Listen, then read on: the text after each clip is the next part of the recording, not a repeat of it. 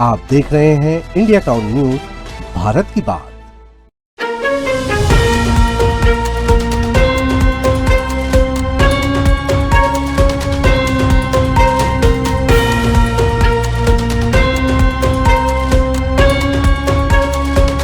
नमस्कार, आप देख रहे हैं इंडिया टाउन न्यूज और मैं हूं आपके साथ कमर गौस और स्वागत है आपका हमारे नेशनल बुलेटिन में। खबरों में आगे बढ़ने से पहले नजर डालते हैं आज की सुर्खियों पर। सोनिया गांधी की तबीयत फिर खराब, गुरुग्राम के मेदांता अस्पताल में भर्ती राहुल प्रियंका गांधी भी मौजूद। देश में हंता वायरस का नया प्रकोप, कई देशों में फैला संक्रमण, 3 मौतें 9 केस WHO द्वारा किया गया कंफर्म। RSS का पाकिस्तान पर बयान, बातचीत के दरवाजे खुले रखने की वकालत, लेकिन आतंकवाद पर सख्त रुख। कांग्रेस की वरिष्ठ नेता एवं राज्यसभा सांसद सोनिया गांधी की तबीयत एक बार फिर खराब हो गई है। जानकारी के अनुसार उन्हें गुरुग्राम स्थित मेदांता अस्पताल में भर्ती करवाया गया, जहां उनकी आंख से जुड़ी समस्या के चलते माइनर सर्जरी की तैयारी की जा रही है।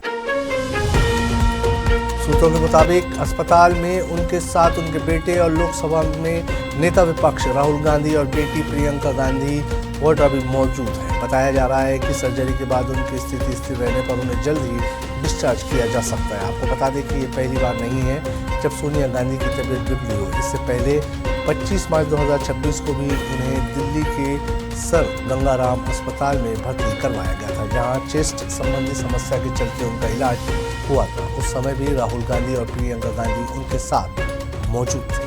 वैश्विक स्वास्थ्य एजेंसी ने एक नए संक्रमण के खतरे को लेकर चिंता जताई है। कोविड-19 महामारी के बाद अब हंता वायरस के मामले ने दुनिया भर में अलर्ट की स्थिति पैदा कर दी है। हाल ही में कई देशों के यात्रियों में संक्रमण की पुष्टि होने के बाद स्थिति गंभीर मानी जा रही है।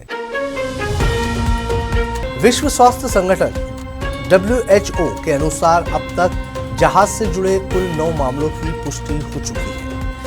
इनमें अमेरिका, फ्रांस और स्पेन के नागरिक शामिल हैं, जो पहले अपने अपने देशों में लौट चुके थे। रिपोर्ट के मुताबिक पहला मामला 11 अप्रैल 2026 को डच क्रूज शिप MV होंडुरियंस पर सामने आया था, जब एक बुजुर्ग डच यात्री की मौत हुई। बाद में उनकी पत्नी भी दक्षिण अफ्रीका में मृत्यु हो गई। 2 मई को जहाज पर एक जर्मन महिला की मौत के बाद जांच में हंता वायरस संक्रमण की पुष्टि हुई। अब तक इस वायरस से 3 लोगों की मौत हो चुकी है, जबकि नए मामलों में संक्रमण की पुष्टि होने से चिंता और बढ़ गई है।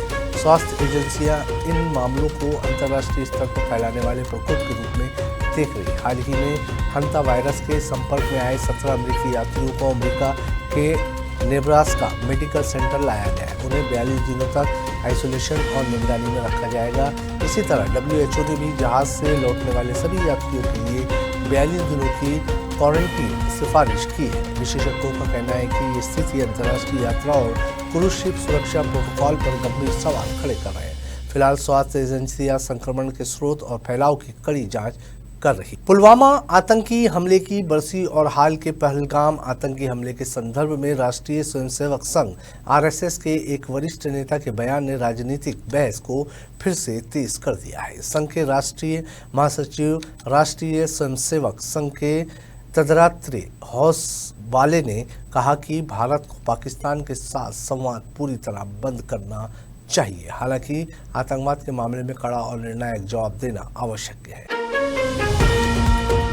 हौसवाले ने एक इंटरव्यू में कहा कि भारत और पाकिस्तान के बीच ऐतिहासिक और सांस्कृतिक संबंध रहे हैं, इसलिए संवाद, वीजा, व्यापार और खेल जैसे क्षेत्रों में संपर्क बनाए रखना चाहिए। उन्होंने सुझाव दिया कि दोनों देशों के बीच कूटनीतिक संबंधों की एक खिड़की हमेशा खुली रहनी चाहिए ताकि बातचीत की संभावनाएं बनी रहे। हालांकि उन्होंने स्पष्ट किया है कि अगर पाकिस्तान की ओर से पुलवामा जैसे आतंकी हमले होते हैं तो भारत को अपनी सुरक्षा और सम्मान की रक्षा के लिए मजबूत और परिस्थिति के अनुसार जवाब देना चाहिए। गौरतलब है कि पुलवामा हमला और पहलगाम आतंकी हमले जैसे हमलों के बाद भारत पाकिस्तान संबंध लगातार तनावपूर्ण रहे हैं। वहीं ऑपरेशन सिंदूर के बाद भी सुरक्षा और कूटनीति पर लगातार चर्चा जारी है। केंद्रीय जांच ब्यूरो CBI के नए निदेशक के चयन को लेकर एक बार फिर राजनीतिक विवाद खड़ा हो गया है। लोकसभा में विपक्ष के नेता राहुल गांधी ने चयन प्रक्रिया पर आपत्ति जताते हुए नोट ऑफ डिसेंट दर्ज किया है और इसे लेकर प्रधानमंत्री को पत्र भी लिखा है। आपको बता दें कि मौजूदा CBI निदेशक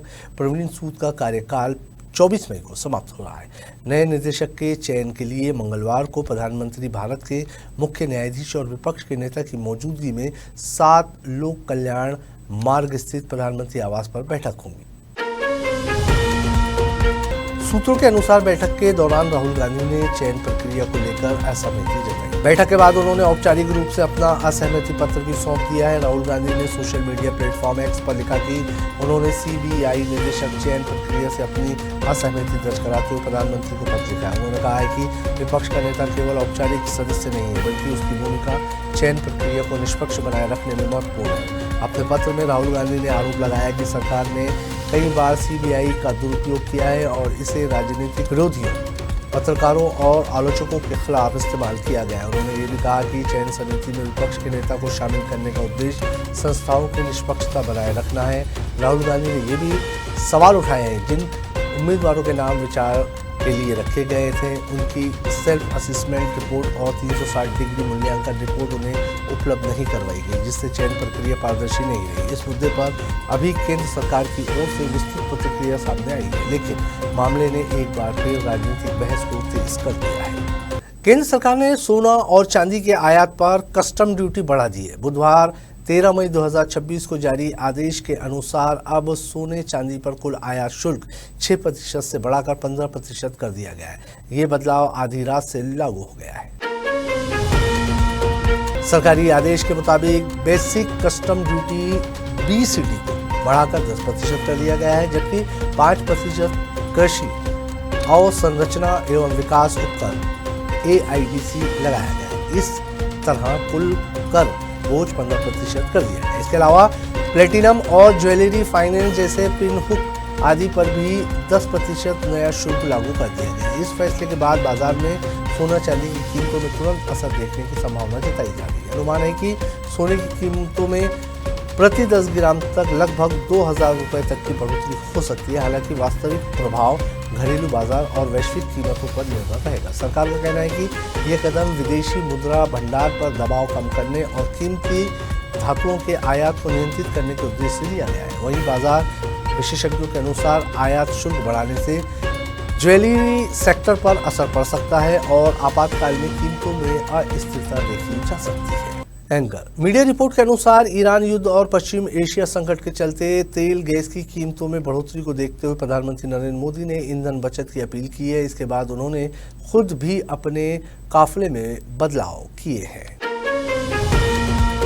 कहा जा रहा है कि प्रधानमंत्री के काफिले में गाड़ियों की संख्या करीब 50% तक कम कर दी गई है। सुरक्षा व्यवस्था संभालने वाली SPG को भी इसके निर्देश दिए गए हैं और धीरे धीरे ये बदलाव लागू किया जा रहा है। साथ ही काफिले में इलेक्ट्रिकल गाड़ियों को शामिल करने की भी बात कही गई है ताकि ईंधन की बचत हो सके। रिपोर्ट में ये भी कहा गया है कि प्रशासनिक कामकाज, ट्रैफिक जाम और आम लोगों की सुविधा को देखते हुए यह कदम उठाया गया है। PM की अपील के बाद कुछ राज्यों के नेताओं ने भी अपने काफिले छोटे करने शुरू कर दिए। इसी बीच यूपी के मुख्यमंत्री योगी आदित्यनाथ ने भी निर्देश दिए हैं कि मंत्रियों और जनप्रतिनिधियों के काफिले कम किए जाए और सप्ताह में एक दिन पब्लिक ट्रांसपोर्ट का इस्तेमाल करने की सलाह दी गई है। इसके अलावा खबर में अलग अलग राजनीतिक और आर्थिक मुद्दों का भी जिक्र है, जैसे सोने चांदी के दाम और अन्य राजनीतिक बयान। आज के हमारे इंडिया टाउन न्यूज़ के नेशनल बुलेटिन में फिलहाल इतना ही। मुझे दीजिए इजाज़त और आप देखते रहिए इंडिया टाउन न्यूज़, भारत की बात। नमस्कार।